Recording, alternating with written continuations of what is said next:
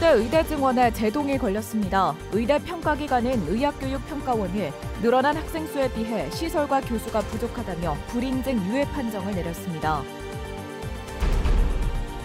충북도청 본관을 복합문화공간으로 조성하는 충청북도의 계획이 가시화되고 있습니다. 일방적인 사업 추진에 대한 우려도 여전합니다. 200일 앞으로 다가온 청주 공예 비엔날레가 사전 홍보 행사를 시작으로 카운트다운에 들어갔습니다. 주제는 세상 짓기로 정했습니다. 여러분 안녕하십니까? 계속해서 뉴스데스크 충북 소식입니다. 전국 최대 규모로 정원이 확대된 충북대학교 의과대학이 내년에 아예 신입생을 못 받을 위기에 놓였습니다. 국내 의대를 평가하고 인증하는 교육부 산하 한국의학교육평가원이 충북대 의대에 불인증 유예 판정을 내린 건데요. 시설과 교수진이 불원한 학생을 감당할 수 없다는 이유라 충북대는 발등에 불이 떨어졌습니다. 이초원 기자가 보도합니다. 개강을 보름 앞둔 충북대학교 의과대학. 여기저기 내부 공사가 한창입니다.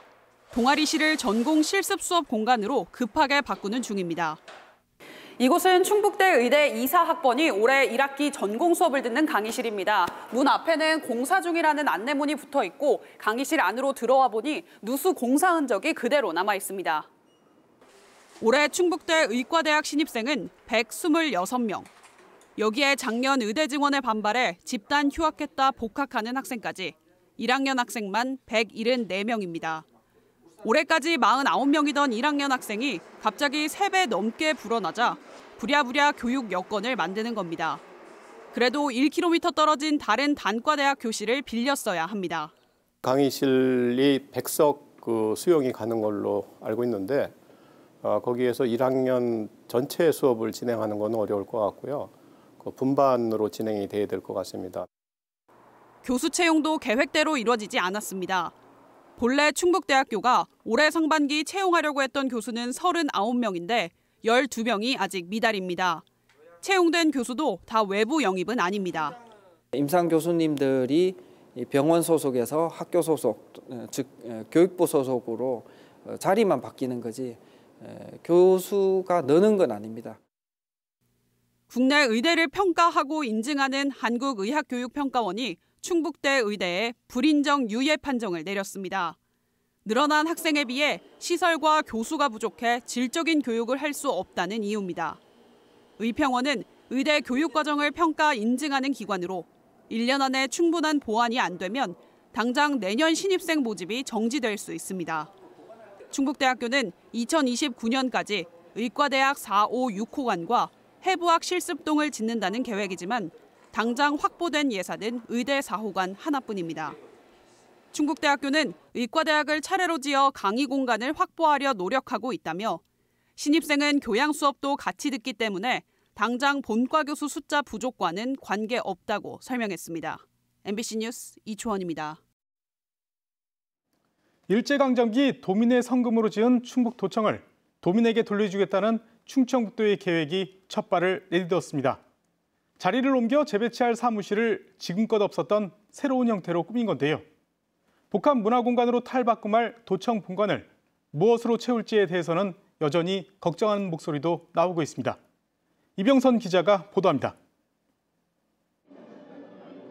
새로 꾸민 도청 신관 사무실에 직원들이 북적입니다. 기존 관공서에서는 볼 수 없었던 형태라 흥미롭게 살펴봅니다. 복도와 부서 간 칸막이를 없앴고 팀장도 팀원들과 나란히 앉게 했습니다. 민원 응대하는 자리, 직원 휴게실도 따로 구분했습니다. 저도 여기서 일하고 싶어요. 진짜 너무 잘 만들었고 또 이렇게 막상 앉아보니까 더 일이 잘 될 것 같은 느낌이 들거든요. 도의회가 독립청사를 4월에 준공해 이사 나가면 신관 전체를 이렇게 바꾸고 연차적으로 동관과 서관까지도 확대할 계획입니다. 대청이라 한 번도 이뤄보지 못한 수직적 구조에서 수평적 구조로 바뀌기 때문에 자리 배치가 공간이 변하거든요. 생산성이 굉장히 확대될 거로 좀 기대를 하고 있습니다. 지금은 공간이 부족해 외부 건물에 새 들어 나가 있는 8개 과도 내년 상반기까지는 도청 안으로 들어오게 됩니다. 사무실 연쇄 이동에 따라 빈 공간으로 확보되는 본관 건물은 올 연말까지 복합 문화 공간으로 꾸며집니다. 그림책 도서관을 중심으로 전시실, 멀티미디어실, 무대와 북카페 등을 넣게 되는데 국가 등록문화유산인 역사성을 살려 벽돌 외관은 살리고 90년 가까이 된 낡은 건물을 오래 보존하기 위해 내진 구조도 새로 갖춥니다. 전 세대가 이쪽에 와서 문화 향유도 하고 여가도 즐길 수 있고 여러 가지 체험도 하고 이 일대를 전체적인 좀 문화의 공간으로 조성을 할 계획을 가지고 있습니다. 시내버스 주요 노선이 지나는 길목이라 접근성이 뛰어나고 침체된 성안길에 사람을 모으는 역할도 기대하고 있습니다. 일각에서는 지난해 예산 심의 때도 논란이 됐듯 한 방향으로 밀어붙일 게 아니라 다양한 방안을 검토할 것을 주문하기도 합니다. 좀 걱정되는 부분들은 저희 상임위에서 그림책 도서관을 다녀왔지만 그걸로만으로 좀 부족할 것 같아서 좀 여러 의견을 좀 더 들어서 도민들께 돌려주고자 하고 있습니다. 또 많은 예산으로 도청 본관을 비워가며 도서관을 드릴 필요가 있겠냐는 반론도 있어 구체적인 청사진을 보여주고 공감대를 얻어가는 노력도 필요해 보입니다. MBC 뉴스 이병선입니다. 정부의 민원 서비스 평가에서 2년 연속 최하 등급을 받은 충청북도가 민원 서비스 개선 추진단을 운영합니다. 행정부지사를 단장으로 하는 추진단은 다음 달까지 개선 방안을 마련해 이행 실적을 점검하고 서비스 향상을 위한 종합 계획도 수립합니다. 특히 낮은 평가를 받았던 고충 민원 처리 항목 개선을 위해 우수시도 벤치마킹과 행안부 컨설팅도 진행할 계획입니다. 앞서 충청북도는 행정안전부와 국민권익위원회가 발표한 지난해 민원 서비스 평가에서 17개 시도 가운데 가장 낮은 마등급을 받았습니다. 충북의 고용률이 역대 최고치를 기록했지만 고용의 질은 악화된 것으로 나타났습니다. 통계청이 발표한 고용 동향을 보면 지난해 충북의 고용률은 71.7%로 통계 작성 이래 가장 높았고 취업자 수도 95만 1,000명으로 1년 전보다 12,000명 늘었습니다. 그러나 36시간 미만의 취업자가 28.9%, 임시근로자가 16.7% 증가하는 등 고용의 질은 나빠졌습니다. 이에 대해 충청북도는 도시농부와 일하는 바퍼 등 단시간 일자리 사업 확산 등을 원인으로 분석했습니다. 얼마 전 대전에서는 15층 높이의 건물 옥탑에 설치된 철제 비가림막이 떨어져 차량을 덮치는 일이 있었는데요. 그런데 이런 가림막 구조물이 현행법상으로는 제대로 관리가 되지 않고 있습니다.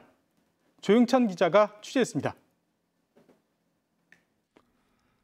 신호 대기 차량이 줄지어 있는 교차로 15층 오피스텔 옥상에서 떨어진 대형 구조물이 신호 대기 중인 차량 2대를 덮쳤습니다. 안전 조치를 하느라 주변 교통은 10시간가량 통제됐습니다. 어떤 구조물이 왜 떨어졌는지 확인해 봤습니다. 해당 구조물은 건물 옥탑의 환기 시설을 보호하기 위해 설치했던 비가림막. 사고 당시 초속 19m의 강풍을 견디지 못해 일부가 떨어져 나간 겁니다.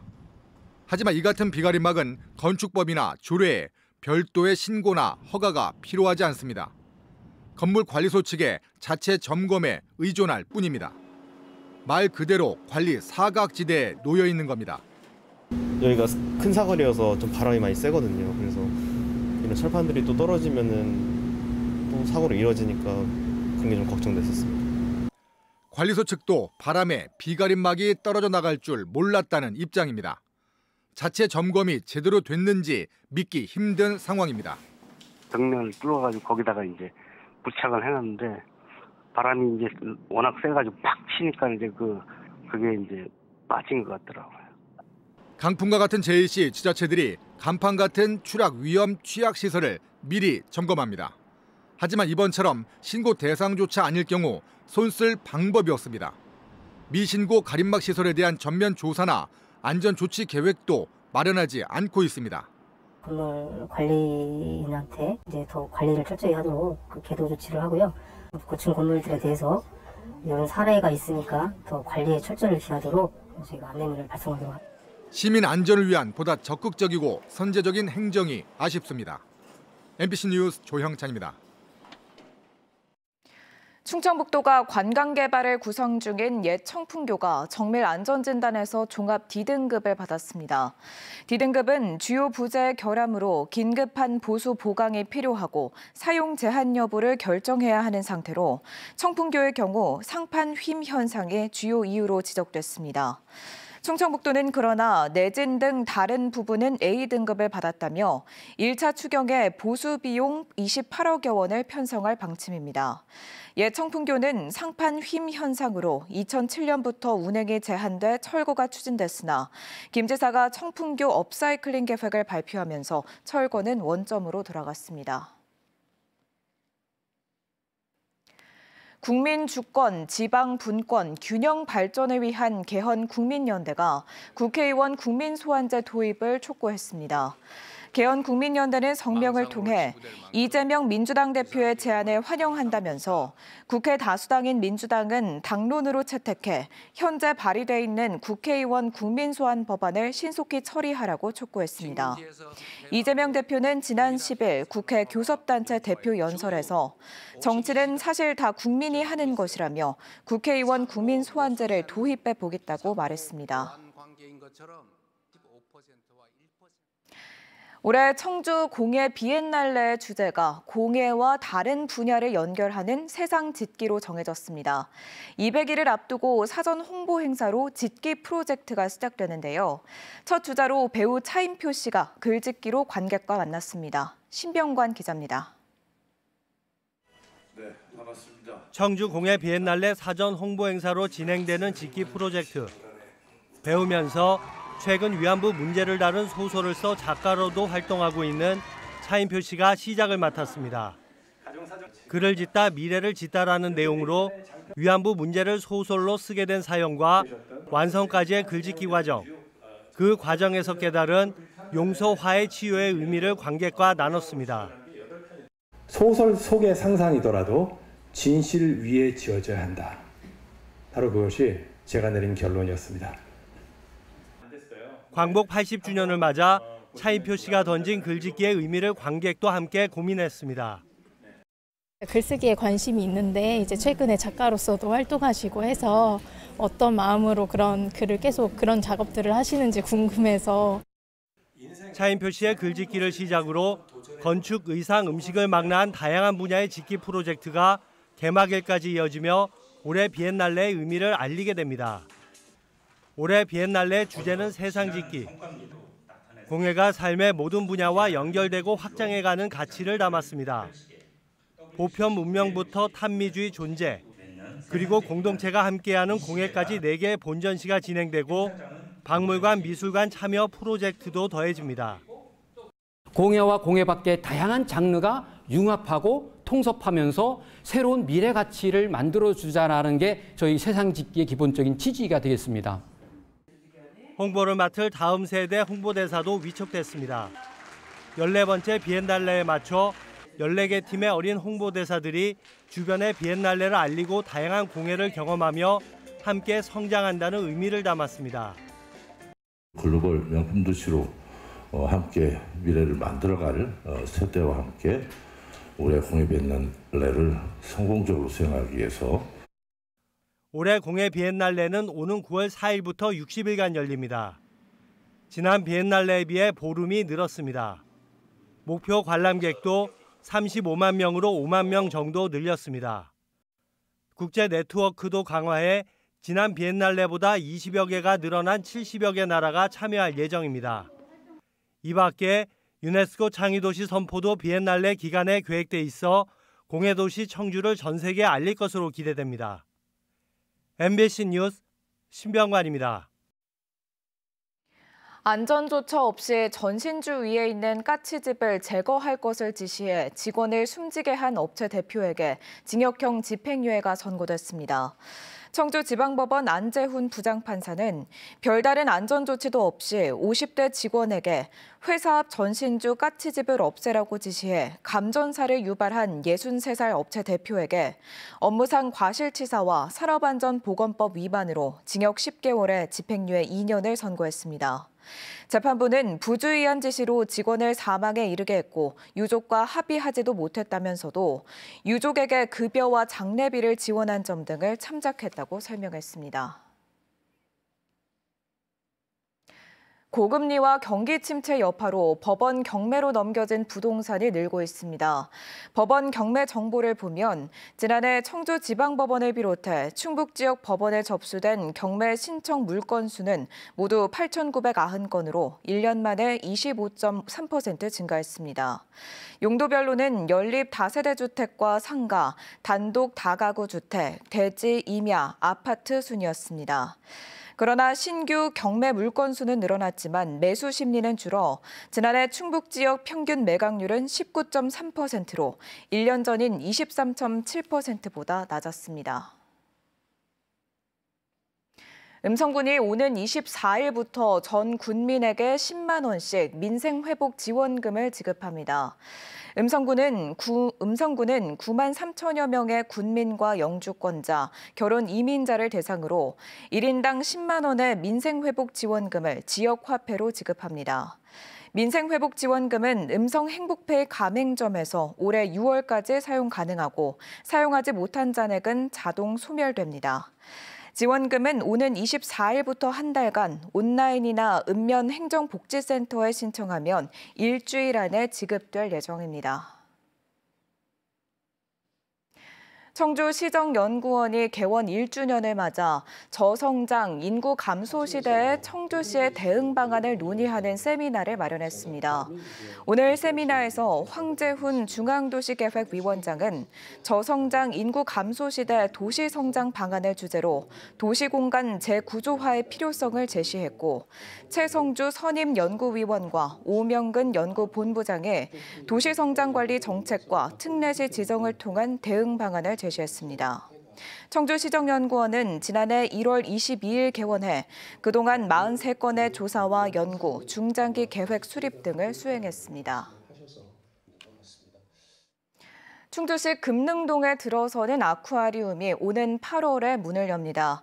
충주 아쿠아리움은 연면적 1,800여 제곱미터 규모의 지하 1층, 지상 3층 건물로 세계 최대 담수어인 피라루크 등 70여 종의 어류가 전시됩니다. 충북 소식 마칩니다. 시청해주신 여러분 고맙습니다.